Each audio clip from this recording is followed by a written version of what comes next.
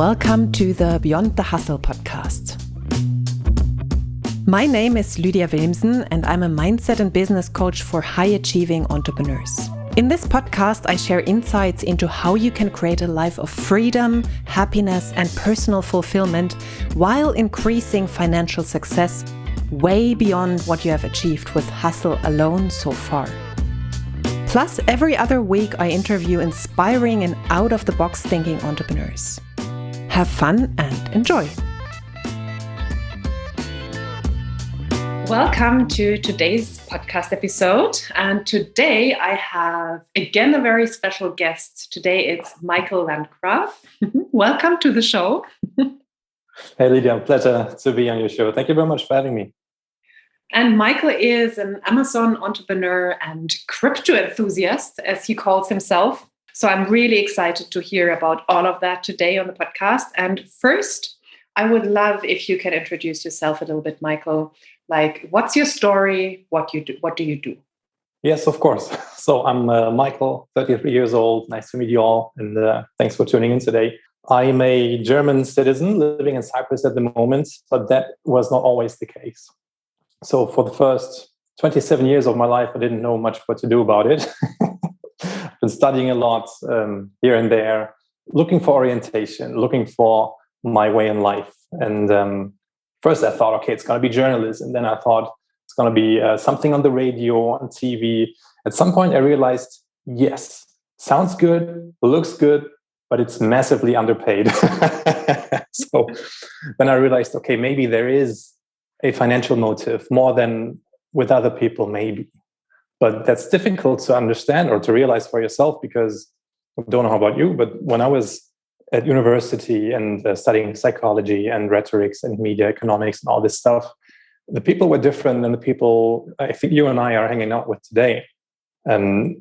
Humans tend to conform themselves with their peer group logically. So did I. So I thought it's probably not okay to make more money than other people think is okay.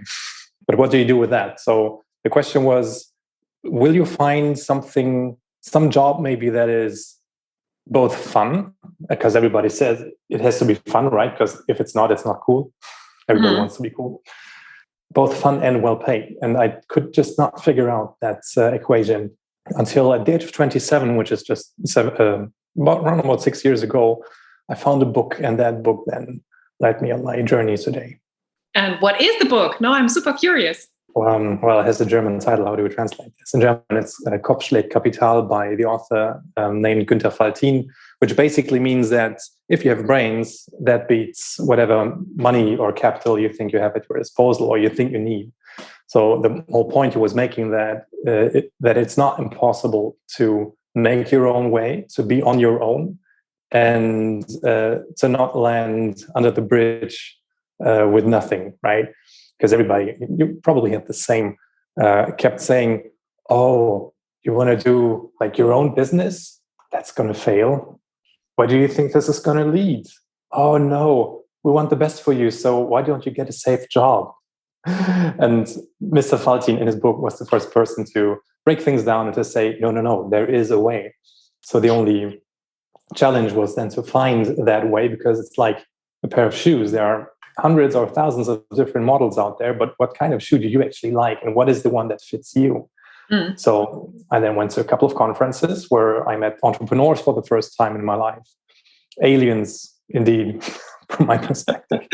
Oh, I feel you. Yeah, they were talking about different things. They were having a good time, apparently, and they seemed so excited, which was both new and inspiring to watch, because most of my friends at the time were not very excited about what they were doing anymore, because they knew what they would be doing for the last 10 years already. So where's the fun in that? But anyway, it's fine for other people.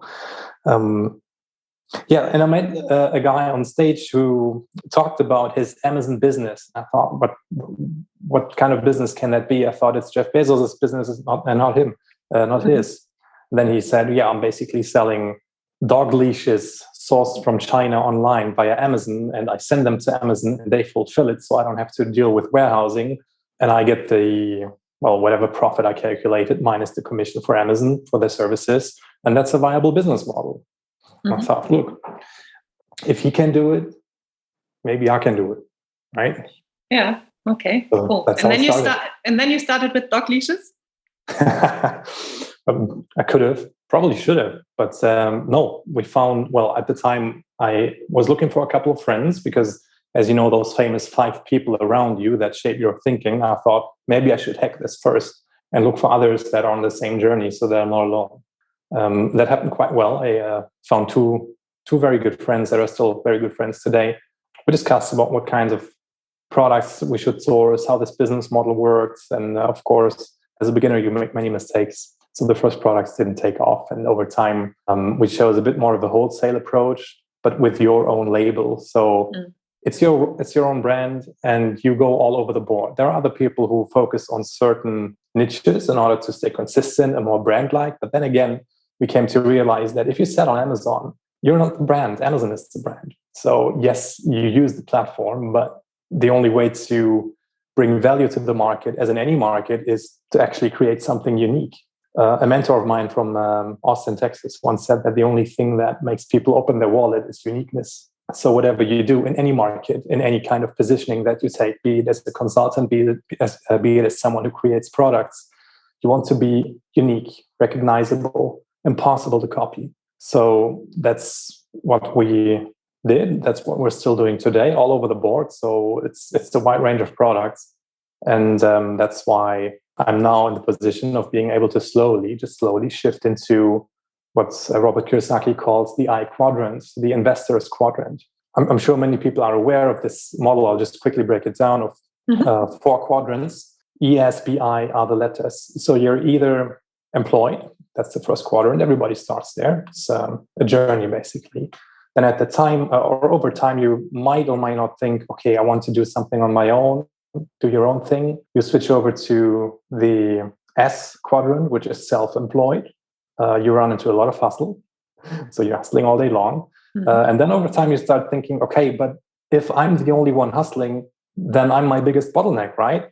And I think that's also what you're talking about in your coaching is a lot. And it's one of the most valuable messages to bring out there. I'm so happy that so many people are tuning in and finding you because what you're doing there is of tremendous value, right?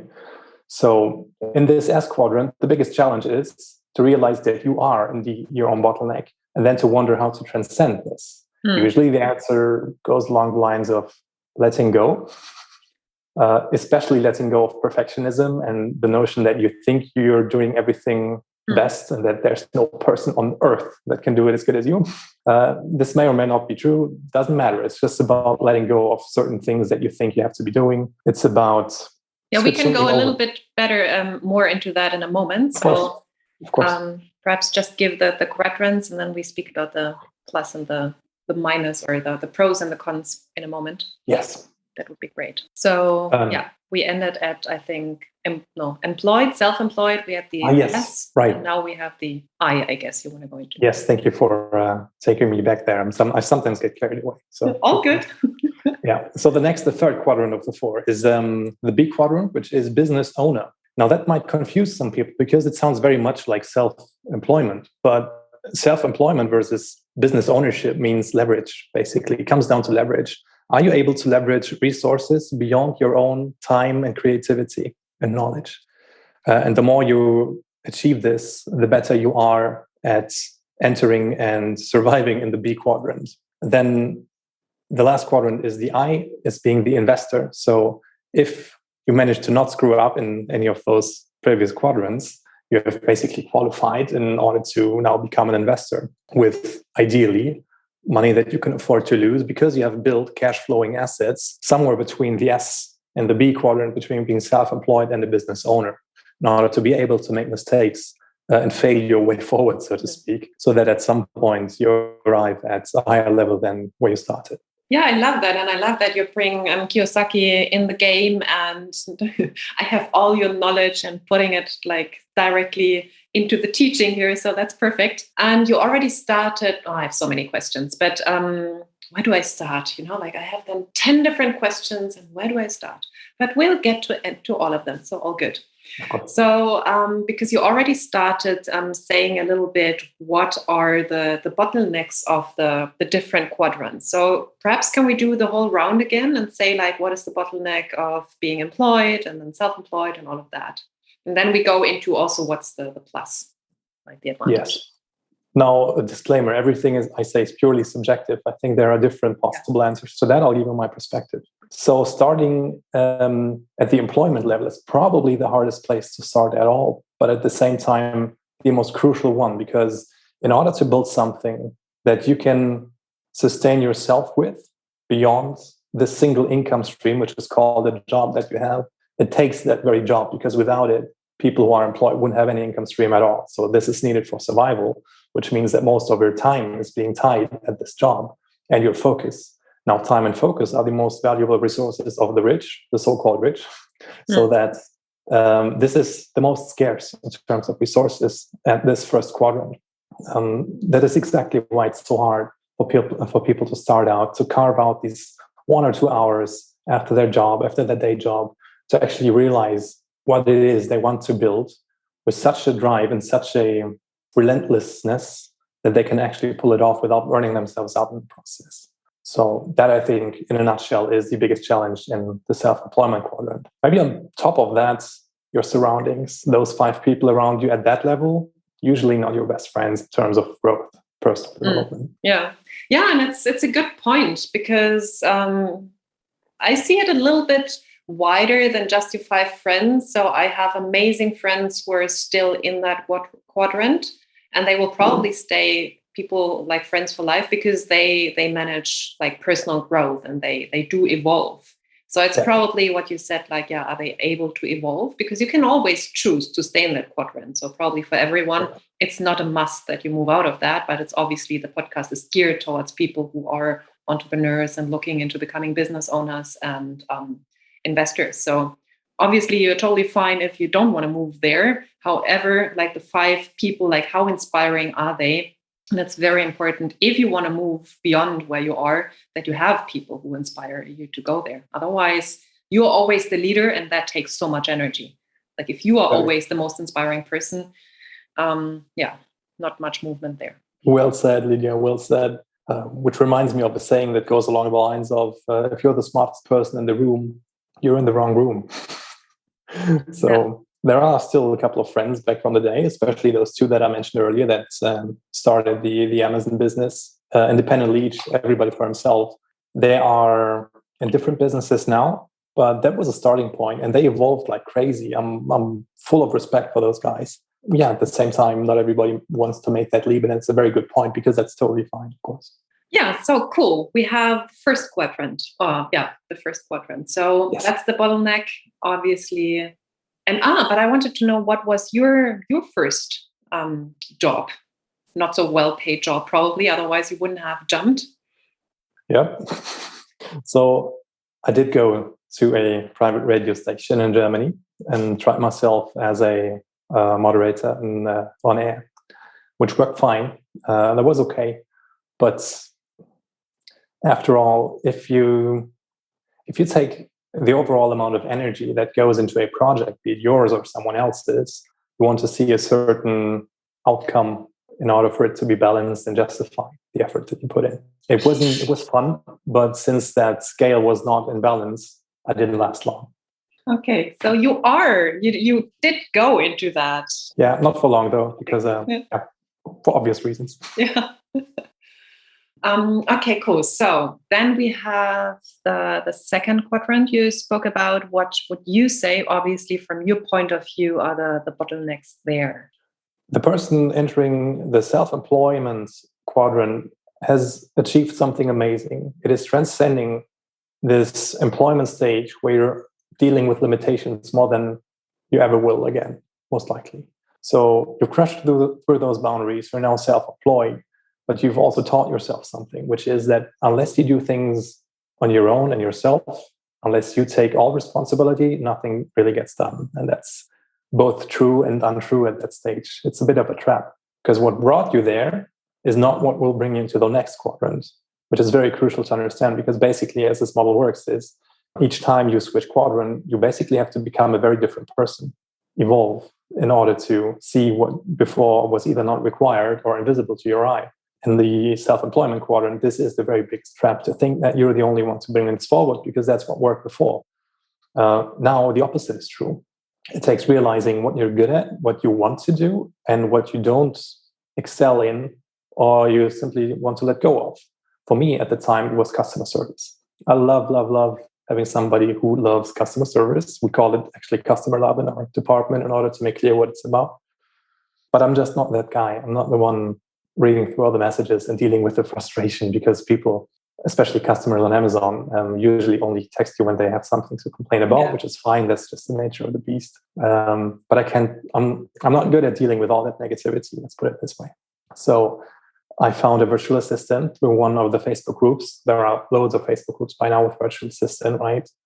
And she's so amazing. Just does it according to standards that we set, which directly touches on systems and templates and the way you structure your processes. So very important buzzwords here. In order to make clear by what rules this letting go will work so that you can keep focusing in peace on whatever you want to focus on. And you also mentioned, so this was something you outsourced, obviously, that you didn't like. And you also mentioned, before I stopped you, around the perfectionism, also something to let go of stuff that you think you're amazing in, or you probably are amazing in. Can you say something around this? Perfectionism? No? I can, definitely. Yes. Perfectionism is a blessing and a curse, because at the very essence, it means that you want to do things right, which is great if you want to build something that lasts, because you build a foundation that works. It's like being an engineer. You just want things to work, and that's perfect. At some point, perfectionism will slow you down, though, because complexity grows exponentially with each quadrant. So at some point, either you or your team will have a very hard time overlooking everything properly. So in order to avoid the whole thing blowing up in your face, it is crucial to let go of the perfectionism and in favor of, let's say, the 80-20 approach, Pareto's principle. I guess most people are familiar with that one. Now that means letting go of that which is not necessarily important or drives sales. Some people just call it that which makes the boat go faster, in favor for that which actually makes the boat go faster. And that's surprisingly very few things, because many tasks, especially many requests, compete for our attention as a CEO day by day. But if we take a look at them, very few of those are actually driving value. Very few of those are driving revenue. So that is a very important skill to then differentiate between one and the other, and to relentlessly focus on those few things that actually drive revenue. Would you have some specific examples? Oh, yeah. Yeah, just look at my inbox. What's yours looking like? The same, probably, right? No, I think I'm pretty good with that already, with letting go of perfectionism. Very good. Yes. I asked somebody in my team, we're now 6 virtual assistants, and I'm basically just overseeing the operations, so not too entangled into the day-by-day operations anymore, which is crucial for mental and otherwise health. So at some point, I complained inside the team that there are so many emails still hitting my inbox. And one of them said, "Oh, what a coincidence. I happen to be a process optimizer. I love processes." I'm like, am I hearing this right? I don't really like processes. Because, I'm just not into that. Just like numbers, you have to be good with numbers to some extent, obviously, but I'm not the guy creating Excel sheets or something like that. But she is, and which is why she's the best to cover up for my weaknesses, which there are a lot of. And unless you have an amazing team to cover up exactly those weaknesses, you won't have a business that thrives. So she came up with something very simple and said, "Hey, I can program you a couple of filters for your inbox so that, let's say, Google Mail filters your emails by, let's say, importance, or automated emails that come every day, so that there was a lot more order than chaos after she was done. And it took her like 10 minutes and saves me hours day over day." That's a great example. Probably nice to hear for especially people who deal with like crazy being flooded by emails. So that's super cool. Super good. And can you say something before we move on to the next quadrant? It's so interesting that you brought this up. Like such a nice structure for this interview. Can you perhaps say something around mindset, especially leaving the self-employed quadrant behind? What mindset shifts need to happen there? You're laughing. A lot, apparently, a lot. Leaving the self-employment quadrant. One of the most crucial things for me was to allow myself to ask for help, very basically. That is true both for assistance to take over tasks and outcomes. Both is very important, that you're either not the best fit for or simply don't feel like doing. That's also a fair reason. But it's also true for professional help. Who is the one to elevate your mindset to the next level? Who's your coach? And is it okay to pay coaches? Because there's a lot of misconception out there about, all those coaches, they make expensive programs and then they rip you off and everything. That might be true in some cases, but I think everybody who has a certain knowledge of people is able to sniff that out pretty quickly. That's for one. And secondly, you don't have to stick with anybody that you don't like or that doesn't deliver. So I basically allowed myself to keep looking until I found somebody who at that very stage was the right person to help me get to the next level. You could boil it down to saying that whenever you find yourself on a plateau, you are missing a person. So you're either missing the person to do the job for you that you're not willing or able to do, which is perfectly fine, or the person to help you see what you don't yet see. And of course, that's intangible. Of course, from the outside, that's hard to measure, but it's yet one of the most crucial services somebody can do and deliver. So I did that extensively. I flew to the United States a couple of times, even within a short span of time, just in order to find those people, to visit them, to go to masterminds, to pay, again, at this point, more money than other people think is okay. But it was totally worth it, after all. Not every time, of course. I mean, it's just the nature of the beast in any business that you throw stuff at the wall and see what sticks. But in order to see what sticks, you have to just try things, be courageous, to not listen to people who are not where you want to be, which is very, very important, and to only seek out and stick to those who live exactly the life you want to live. And that's what I did. That's what I'm still doing. And that's, I think, probably the only reason I'm making any progress. Because if I were listening just to myself, I wouldn't get anywhere. Yeah, you would just stay in your bubble and in your own thinking. You just repeat what you have been doing every day. It's so difficult to get out of your own head if you don't have the support. And you just said it perfectly, I would say. Like someone who elevates your thinking, who helps you see things you're not seeing yet, like especially this. Because at the level where we are at, this is what we can see and what we think is possible. And someone to help us to see beyond that is just, if you want to like really grow bigger in these quadrants, it's just a must. And it's also so true that it's intangible. And this is what I hear often. And you already mentioned something around that as well. It really comes also down to what feels aligned for you, which person feels aligned for you. And obviously, does the person have what you want? Is that person living that what you want? Or has that person experiences, like can show results with people who then have what you want, Yes, so, good point. Yes, exactly. And people who don't look stressed out, right?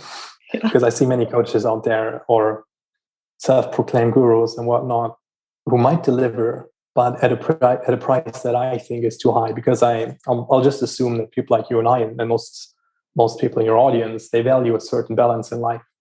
And we all are in this for freedom, which is an interesting thing, because you don't feel free usually when doing business until you reach a certain point where you can finally start delegating things, taking yourself out of it more and more, become more of a supervisor than the hustler. And once you're there, it becomes fun again. Because then for the first time, you have ideally cash left over to do fun things with, not just consuming, but also creating, because we're all creators. I love that. Okay, let's move on to the next quadrant, because now we're at the bottlenecks of the business owner before it goes into the investment quadrant. Yes. In one word, focus. You might recall a bit earlier I mentioned the complexity that becomes much, much bigger with every quadrant. Now in the business quadrant, you have built something with multiple layers. You probably have direct assistance. You have some kind of operations that is done by somebody else. In our case, it is product development, for example, or it's inventory management, logistics, it's customer service. So all these departments that I used to do myself, which is good because I can now tell if somebody does a good job or not. All of those I just let go in the previous quadrant. But now we have a very complex operation with many voices screaming at you for attention once again. So it's a bit like a bird feeding its baby birds. So you're wondering, okay, what do I do with that now? See, all those people said it's a freedom business, right? I don't see much about that. But okay. No, it's a feeding business. It's a feeding business, right? More a feeding business than a freedom business at this point. So what do we do about that? There are basically two ways. You can either keep delegating and identifying those things that you dislike or that are not delivering enough leverage according to whatever you think is enough leverage, right the way you did before, in order to reduce that complexity. Or the second one is to start hiring somebody in your stead. So an actual either chief operations manager or a chief executive officer, which would be, well, I would say the biggest possible solution, but also the most expensive one in most cases, which is why many people understandingly back away from it. I did back away from it yet, but that's simply because my level of hustling is reduced to a point where I can simply say, it's okay, it's fine. I'm overseeing this business. I'm happy to help. It's more of a mentorship role for my employees because we're a team still, and I help everybody grow because that's the only way they help me grow in return. That's a very important thing to understand, which is also why you won't find a single person in our team who's underpaid or doesn't get what he or she wants. Simple thing is, they help me in return. And I'll just briefly touch on something very important. One of the biggest challenges in order to go full circle to the challenges that need overcoming in the respective quadrants is to find motivated employees, because this whole leveraging only works if you have people that can think straight ahead the same way you can. And that's tough because we've all seen where that's not the case, or all had interviews with people we would not want to have on our team. So yes, it's a bit of a needle in a haystack thing, but eventually you'll find people who tick like you, who have the same ambition like you, or similar ambition, let's say, but are totally fine working employed, which blows our minds as entrepreneurs that there are people out there who are totally fine with that. But there's no lack of people who are fine in this position. I think that's one of the most crucial things, to hire motivated employees in the first place, because motivating people who are not motivated to begin with is probably impossible. So it's, in our case, it's not necessarily done by money. Yes, we pay people well, but then what's next? We simply ask, what is it that you want? And it's very different for everybody. So that which has value is not always money. It can be something like more time, or simply, like for most of us, to be allowed to do things at their own pace, at their time, with the way they structure their day. And that's how we handle it. I just say, look, these are your outcomes for, let's say, the week, for the month, for the quarter, and you will only be measured by how well you got this done and your communication, basically. Because we're not perfect. It can always happen that things don't work out the way we thought. But then it comes down to communication. So I hire motivated employees, or VAs in this case. They're not really hired, and they're contractors, which is more flexible for everybody, but that's what our contractors want as well. So that's fine. We ask them what they want, we give them what they want. And yeah, we communicate a lot in order to be, just transparent with each other and make sure that everybody gets what he or she wants. It's an organization aimed at fulfilling everybody's needs. Sounds a bit romantic, but bottom line, that's what it is. Yeah, that's such a good point you bring up, because so many people are actually scared of, and that's one thing that we mentioned before, the perfectionism, and then coupled with, there are no good people out there who can do what I do. That's such a bad mix of these two. Yes. Yeah. Oh, well said. Well said. And to get over that in your own mind, like with your own mind battles of, hey, there are people who are better than I am, but then actually finding them and not destroying your company in the process, basically, with trying a gazillion people and nothing works. Yes. So it's a very good point. And what you said about motivated employees, that ticks similarly to you. And I also figured out or found out they tick similarly to you, but not fully, because then they would be entrepreneurs, as we said. So they still, like there is still a little bit left of, I just want to have a clear plan what to do and execute, so to say. I don't want to be the person who builds and creates my own business. Yes. And the way you can find out what is the case is by simply, instead of delegating tasks, you delegate outcomes. Because if you delegate a task, what you do is you give somebody something very specific to do, and that person will come back right as it's done, asking for more. So we're still in that image of the baby birds, because you feed them, but they are never satisfied. So they come back, right? And the way to avoid you becoming the micromanaging master bird is by delegating outcomes. So you say what it is that you want achieved, the end goal, let's say developing a product we can sell on Amazon by the end of the month. Then I don't care how the person gets there, and the person will have to figure out. And now those who are a bit like you will find ways, because you found ways. They might ask questions in the process, which is totally fine, because you are a mentor, you are an enabler, a helper. You help other people create. So the same with your employees as well. But you now delegated responsibility instead of small jobs. And that's the major shift from being a micromanager to actually being a supervisor and a coach in this case. Oh, I love that. Okay, cool. And now we are in the investment bubble or quadrant. So any thoughts on this one? What's important there? Perhaps not bottlenecks, because what are the things to avoid there and to look out for there? Okay, so full disclaimer, I'm still new to this quadrant, and everything is purely subjective. No financial advice, as our American friends used to say. I think it is it is about expanding what you think is possible. Expanding or expand, like expansion, expanding. To expand what you think is possible. I'll give you a very concise example. If you ask your friends from school what a good investment is, most of them will come up with very classic things like real estate, stocks, or maybe, I think maybe that mostly that's it already, right? Because what else is there? So what else is there? Well, that's a very good question. Depends on your goal. And that's the one important thing that I think is crucial, to set a goal. Where do you want to go with your investments? Is it a fixed amount that you want to achieve? Is it a cash flowing asset, or is it a portfolio asset?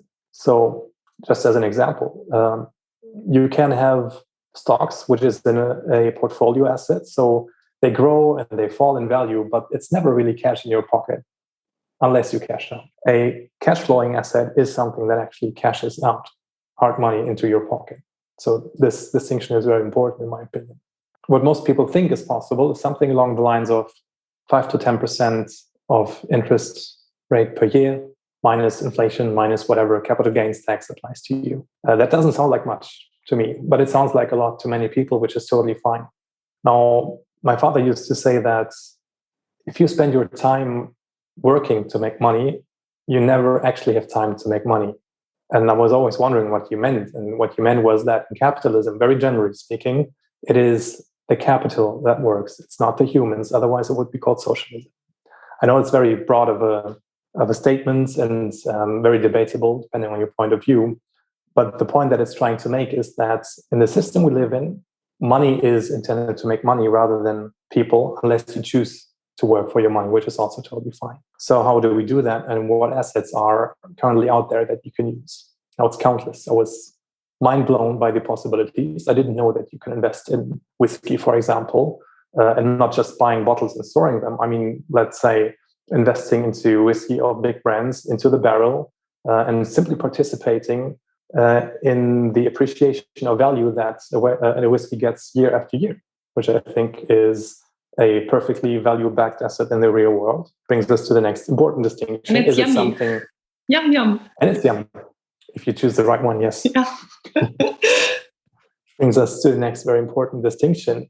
Do you want to invest in something that has actual intrinsic value as a storage of value, like gold, like whiskey, like a Rolex watch? Unless you carry it, then it loses value, apparently. Or do you want to invest into something that is supposed to cash flow money into your pocket? Those are very different things. So once you have clarity on that, and I actually do a mix of both, you can then choose the vehicles that get you to whatever number or other goal that you choose for yourself. So an example, I was one of the people for most part of my life that thought that 10% per year is a good deal. Where do you get that, right? I think it's not bad, depending on what you compare it with. But let's say you have an algorithm, Forex trading algorithm. Somebody built it. Somebody said, okay, I have 15 years experience in Forex trading. I put that experience into a trading bot. You can now participate with whatever amount you feel comfortable with, and that bot will then trade on your behalf and make another 7-8%. And I had that very conversation the other day, and I said, yeah, like per year, you mean? And that person said, no, that's per month. Okay, mind blown. How is that possible? And yeah, he explained it by simply taking the emotion out of trading, which is why most people fail in trading. And, we're humans, so we have lots of emotions that aren't always good for us in this case.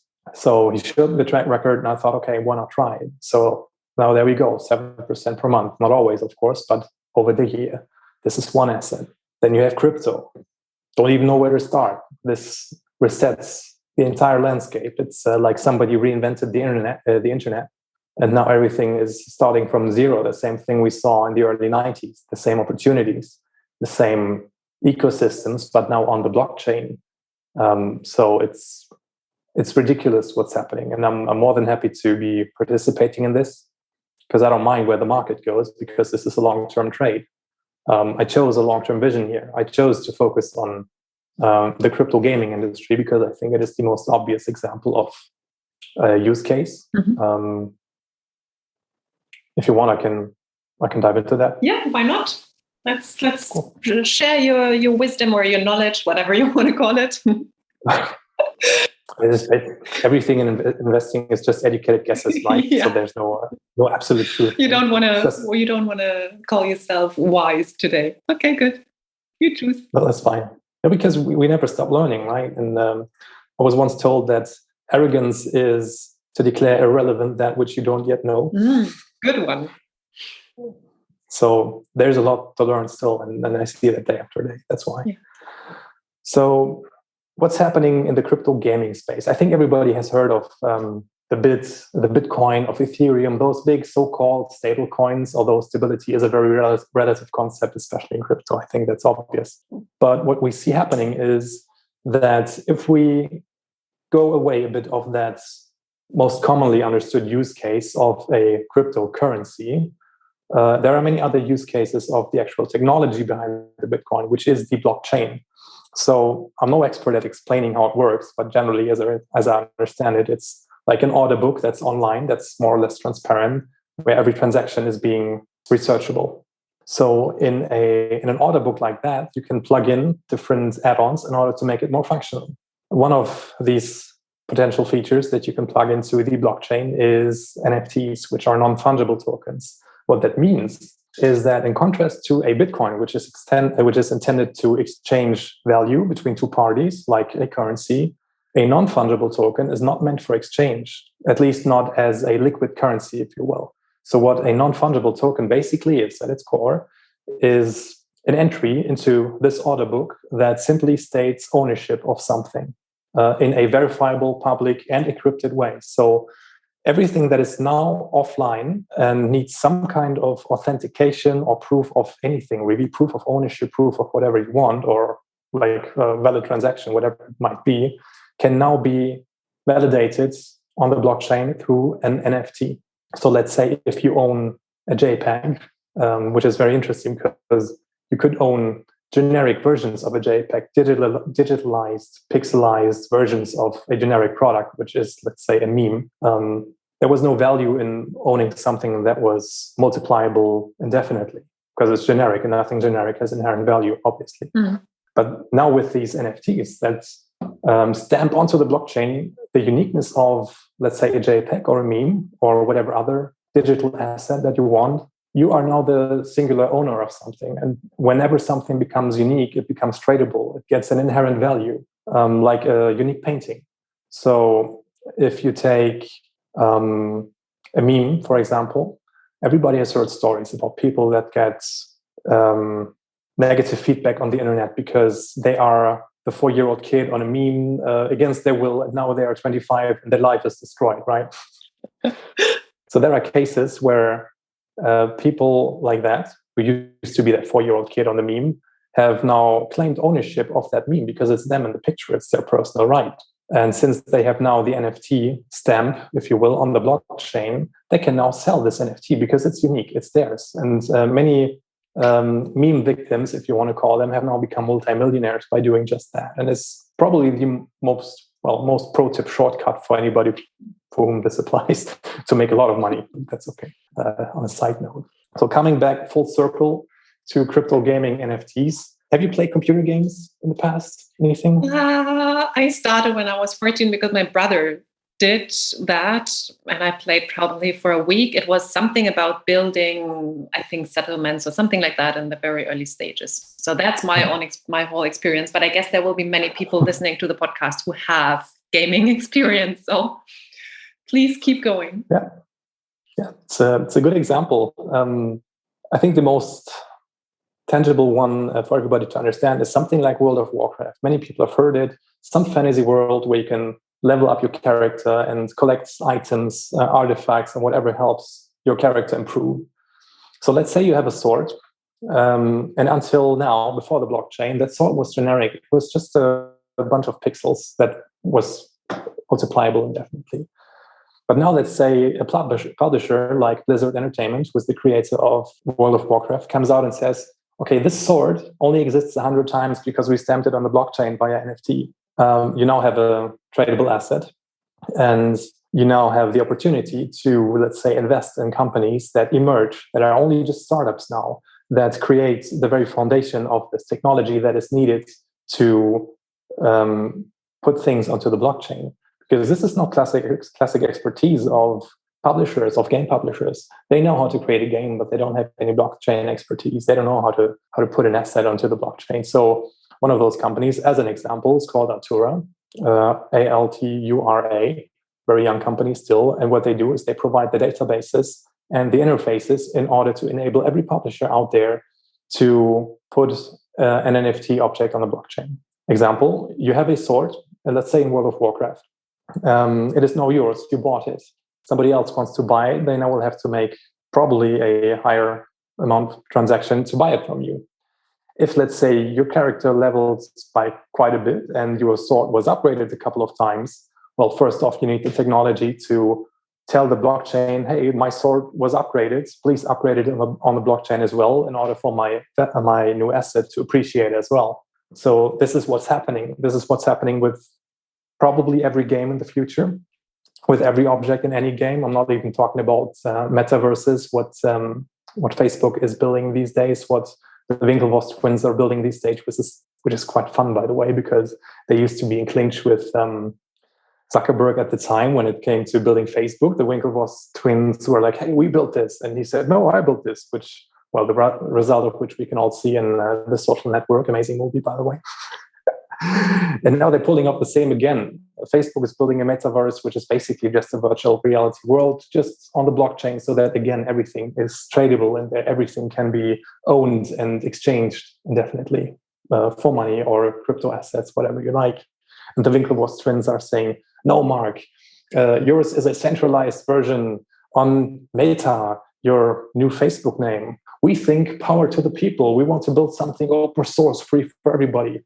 So what that means is we will now have a bunch of billionaires competing against each other again, like Elon and Jeff again, competing about Mars, but this time on metaverses and NFT objects and all this kind of stuff. But long story short, this is a long game, and there are so many niches in the crypto world right now emerging. It's insurance, it's privacy, it's, well, smart contracts used to be the case of last year, but they're only just evolving. Crypto gaming, metaverses, and all those niches have coins below them, which are basically startups. So you can take a look at them and become a startup investor for the first time in your life with a single euro or whatever amount you like. This game used to be very exclusive before blockchain came. This used to be for the Silicon Valley billionaires, for the Andreessen Horowitzes of the world. And now it's very, very democratic in a way, which is both good and bad, because many people can now get into this and stumble and fall. But for as long as you don't make anything stupid and stand up and keep doing your research, it's hell of a playground. And thank you for this. I will probably have to re-listen to that podcast episode and get all your knowledge around that. It's really very fascinating. And what you touched on now was, and you also touched on that before, about mistakes, making mistakes, having failures, all of that. Could you either with that example or something else touch a little bit more on that? Like, what does failure mean? How can you make sure to not fully collapse, as you also said, so that you're able to get up again? What are your thoughts around that? In investing or business or both? Everything, both. But you start with whatever you want to start. Yes, and it's to always just work with money that you can afford to lose, which sounds like a tough statement, especially when we're only starting out. And we're used to betting everything. We're used to betting everything on ourselves and everything on our businesses, which boils down to the same, basically, to a certain extent. But that's fine, because we can rely on ourselves. That's okay. There's limited risk there because we control everything. But beyond that, when it comes to investing into other people's projects, especially, it has to be money that, worst case, you can afford to lose. Otherwise, you run into issues, obviously. So that's one thing. Second thing is to always have a backup, some safeguard, some second cash flowing assets, ideally beyond your business. Because the business that you build is consuming most of the cash that it creates. You can optimize that to some extent until you can take something out. That's fine. But then again, ultimately, this goes back to one single income stream. So anybody who's a hustler has created something great. But at the same time, we're no better off than an employee because we only have one income stream. So the very first thing before investing anything into anything is to make sure you have at least two income streams, so that whenever you fail, you don't really fail. Oh, I like that. And it's probably also something what we talked about before, the mind shifts or mindset shifts away from, like I invest in myself, my business is me. So of course I can rely on myself, but diversifying and having more on the side at some point. And especially things when you're not investing in yourself anymore, but branching out, so to say. Yes. Well said, Lydia. One of the most important jobs that we have is to, as efficiently as possible, turn income that comes from work into either passive or portfolio income.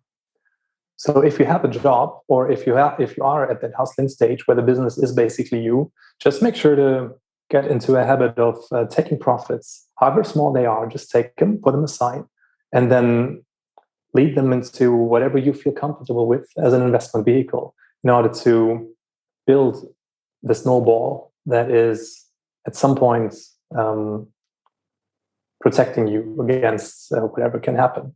Because one thing is very clear: when we are either investing or becoming an entrepreneur, which we all are at this stage, we're signing up for a roller coaster ride, and it is for sure that we will get one. Yeah, it is definitely a roller coaster ride. And I have two more questions. One is because we mentioned the hustle. We mentioned the hustle and hustling a lot. What were your steps, or where are you on your journey of basically exchanging the hustle and the hard work for ease, freedom, and the life you enjoy? Like, where are you? Are you where you want to be, or like, are you beyond the hustle, as the name of the podcast is, or is there still a way to go? And what were your steps? I'd answer that with Pareto again, 80-20. I've probably made 80% of the heavy lifting by now, but there's still a way to go, as always. Then again, it's only yourself who define when you're really done and when you feel comfortable. For myself, it's been hell of a ride so far. It's been tougher than I thought. We've burned a lot of money. We've made many mistakes. For example, trying to sell in the US with a container of about 160,000 worth of goods. that got destroyed by Amazon because there were a couple of emails that did not arrive in time. So this, for example, it's just you lost happening. 160,000 due to that. Oh my goodness. Yes. But these are things that just happen. It's part of the way. So recovering from something like this sets your expectations right in a way to not, well, at the one hand to dream, but not to be unrealistic. So it took a long time to recover from that, at least 1.5 years, I'd say. And that's just true for our business. Every business is different there. And coming back to the actual question, which was to, do you mind saying it again? To shift from hustle towards a lifestyle of ease and freedom. And what were your steps? Yes, around 80% there, indeed. So the crucial things were to leverage other people's time and energy, which usually they are happy to do in turn for respect and whatever they think is of value to them. Money, of course, as well, but just as part of it. I pay with respect. That's it. Yeah, well. Yeah, for some people, that's it. I mean, I think that should be given, but not everybody is like us, I guess. So the other 20% that are still left to go are usually in the investments quadrant. That's where I see them, because I've recently made a troubling experience, which is that at some point, if you invest your capital right, you make more money doing what looks like nothing, as opposed to what you've been doing for the last decade or whatever it is, which is the hustle. So a bit similar to the learning between the self-employment quadrant and the business ownership quadrant is where you transcend your own energy and your own hustling capability. The same appears to be happening again. So that shift between business owner and investor is also the shift of letting go again from old beliefs, which is, funny enough, again, the belief that you have to control everything and that money only comes when you do a proportionate amount of effort, which at some point is just not true anymore. Of course, there is a tendency towards value flowing towards the value creators proportionately to the amount of value they create. This is true for the business quadrant. That's perfectly valid and accurate there. It's not necessarily valid for the I quadrant, because for that, I've seen too many people do ridiculous amounts of money just by doing the right amount of research at the right time and the right object or project, especially true in crypto, but of course also true in stocks and whatever other kind of investment you choose. So that's troubling, because I come from a very humble background. It's a small town in Germany where people have very limited ambitions, which is understandable given where they grew up. There's simply a lack of inspiration, lack of knowing what's possible. So again, trying to expand my horizon here by reading the right books, by listening to the right people, by following those who I find inspiring. Yes, it works, but it is troubling, because I like that idea. I like the idea of you putting in some effort and a proportionate response. So as rewarding as it is financially to see that this might not always be true, it's also a bit ambivalent of a realization, but that's just me. Yeah. And I love that because it brings up something I posted. I created a value post today on LinkedIn. Nice. And it was a little bit around a similar thing, like why do you work hard? Like, what does it give you? And what you're touching on is, what if you start making so much money? Like, you have to be able to hold that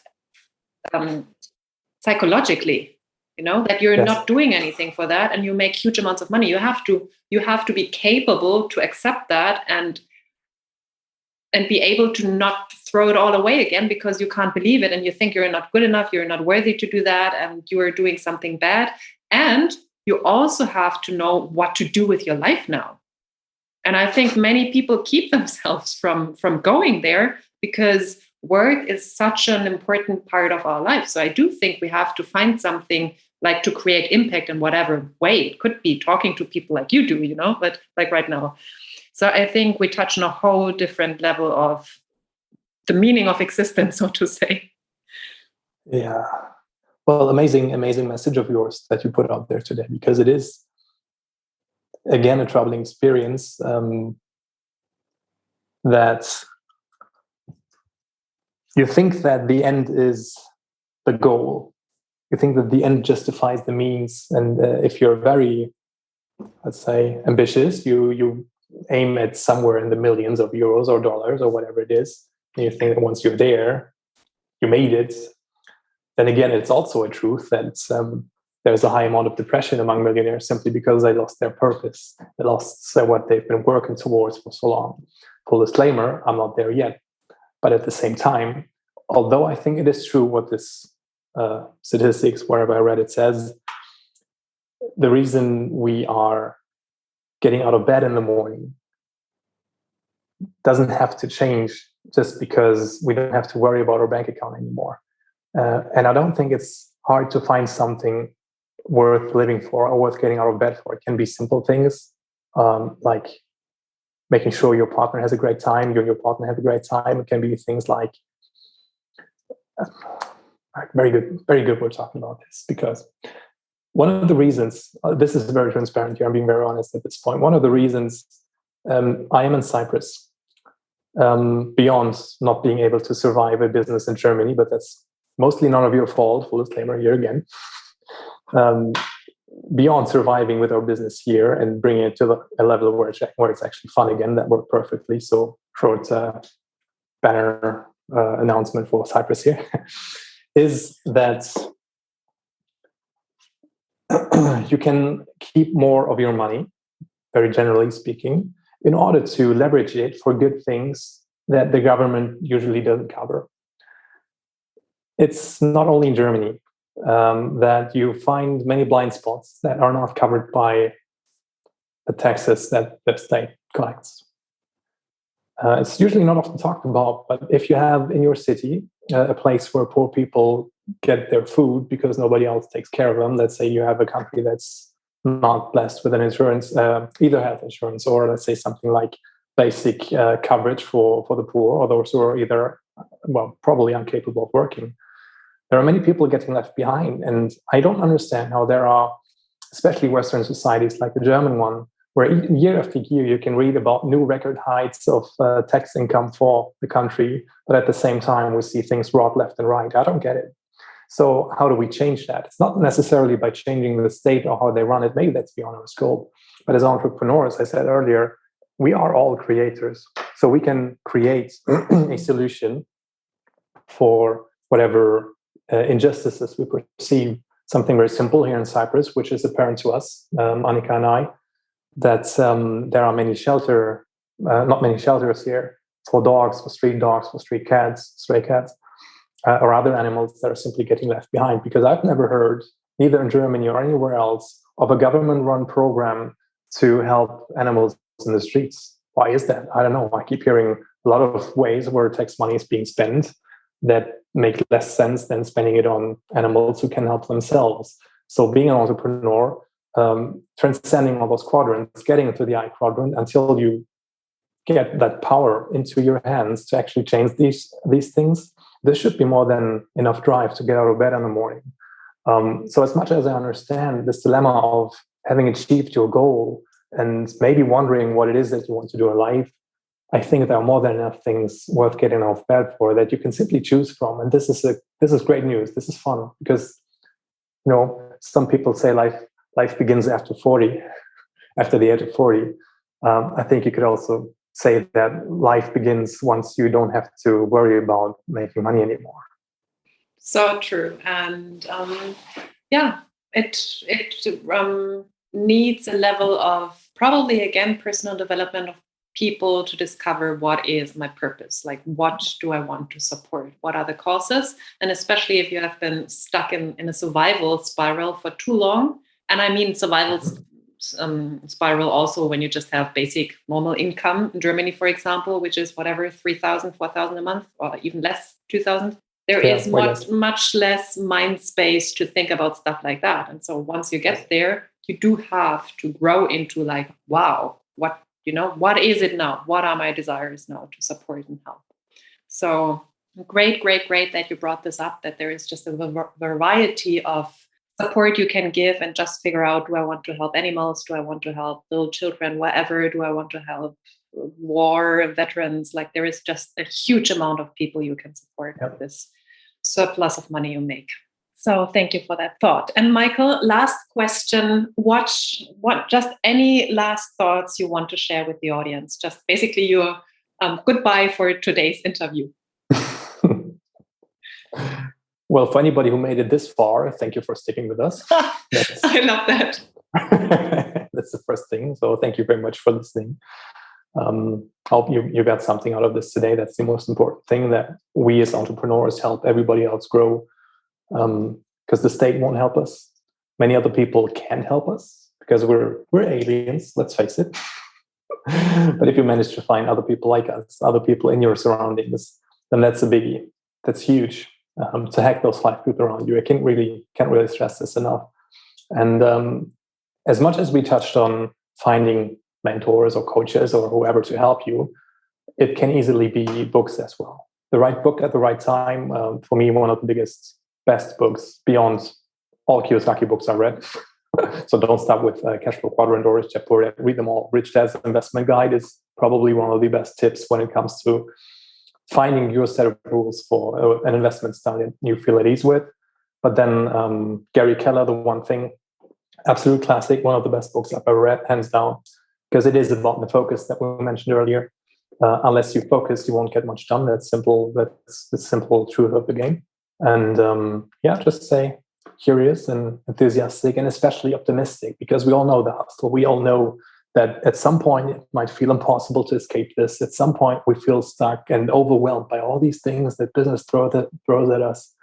So don't be afraid. Keep your optimism, keep your courage, and keep looking for higher level answers, because they're all out there. You don't have to reinvent the wheel. You don't have to do anything on your own, really, because the people to help you are out there. The books to help you are out there. And personally, if you have any question, feel free to just reach out. It's sendamessage@life.de. Yes, seriously, that's my email address. Sendamessage@life.de. It might take a bit for me to answer because, I'm slow sometimes, but that's okay. So feel free to reach out in case you have anything I can help you with. I'm more than happy to do so. Thank you so much. And yes, we will put perhaps one of the book links into the show notes, and obviously how you can find out more about Michael, how you can reach him, whatever links he's going to give to me, I'm going to put in the show notes. Make sure to reach out with any of your questions or any other support, knowledge you want to have. So thank you so much. Also, thank you to the audience, and thank for listening, and for your amazing, amazing knowledge you shared today. It was a pleasure talking to you. An honor to be here. Thank you so much, Lydia. Did you like this podcast episode? Then please share it with people who you know could benefit from it. Also, I would be super grateful if you could leave me a 5-star rating and review on iTunes. It would mean such a lot to me. If you want to stay connected with me, please join my Telegram channel for daily mini reminders around mindset, business growth, investing, and living life to the fullest. Or message me directly on Instagram or LinkedIn. You will find all the links in the show notes. Thank you for listening, and until the next episode. Much love, Lydia.